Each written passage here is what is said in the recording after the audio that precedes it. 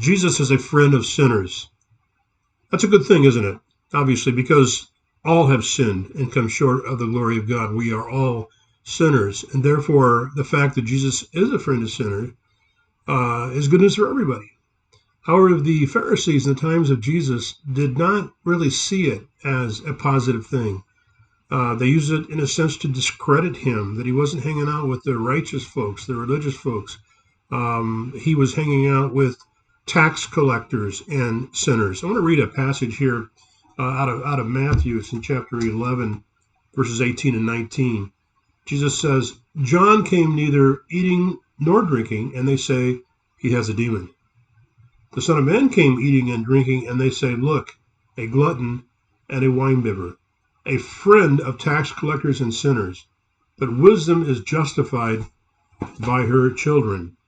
So Jesus was showing wisdom in his approach to being a friend of sinners and these tax collectors. Now, in the time of Jesus, the tax collectors were hated by everybody. They were traitors to their country, to their people, and worked for the Roman government. And whatever they took in beyond what the Roman government required, they could keep for themselves. Therefore, tax collectors were characteristically rich. Zacchaeus, who was one of these sinners that Jesus approached and brought to salvation because he was seeking after him, was not only a tax collector, he's a chief tax collector. So he was really hated, and I'm pretty sure didn't have very many visitors until one day Jesus pulled him out of a tree and said, I'm going to go to your house today, and brought salvation to the household of Zacchaeus. So that's tax collectors. And the other crowd, sinners, would basically be a reference to those who didn't really show religious interest. They didn't necessarily go to the synagogue or to the temple or keep the feast or anything. These were just secular people. So tax collectors and sinners were avoided by those the pious, by the religious ones. And Jesus just said, no, that's wrong. The wisdom is to go to the sinners. And so he did. And so we have tax collectors and sinners of all types coming to faith in Christ, and that's how he begins to build his church. So I was doing this I was doing this series and on Jesus as a friend of sinners and how he was demonstrating that by one-on-one, by, like, say, the woman at the well, the lame man at the pool of Bethesda, Nicodemus, Zacchaeus, for example, and others, demonic of Gadara, and there are other examples of sinners. And Jesus brought them to himself. He went after them, and he hung out with them. He received them and ate with them and was known to fellowship with them. And so I was doing this series, and I was sitting in my office one day, and I thought, wow, Jesus is a friend of sinners. I don't know if anybody would say that about me. I don't know if I'm a friend of sinners. I don't think I am. I don't really know. My father was a pastor. I'm a pastor. Most of my friends are pastors. And I'm assuming that they're saved. They were sinners. They're sinners saved by grace. And then I had a church that was growing and people coming in. And we did have people come to Christ at our church after, at altar calls and that sort of thing. But I really couldn't say, as I looked at my community, that anybody would say, yeah, there's Jim, pastor, he pastors a church and he's a friend of sinners. So I went out looking for him. And so I told him, I had two secretaries volunteering at the time, and I told him, look, I'm gonna go into Camby, into the town here. I'm looking for some sinners.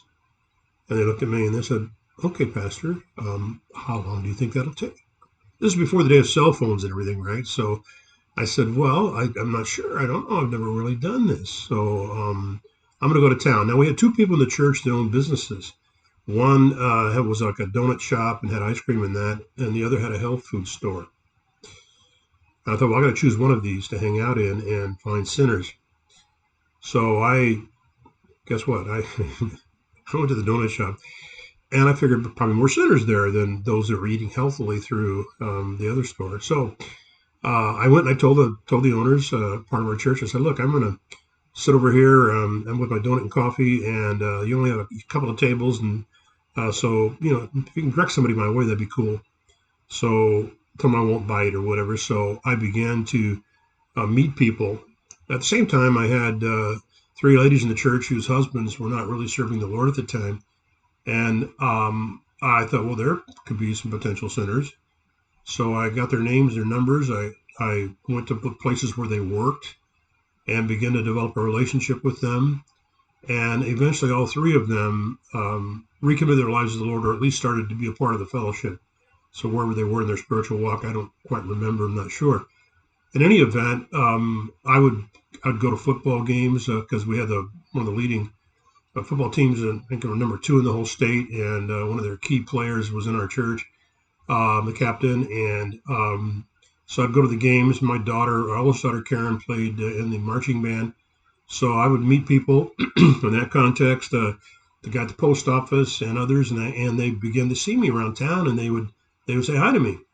And it was like, when I say friend, I mean, we weren't going on vacation together or anything like that, but I was really becoming friends with them. I mean, people that we were friendly with and who knew who I was and what I did.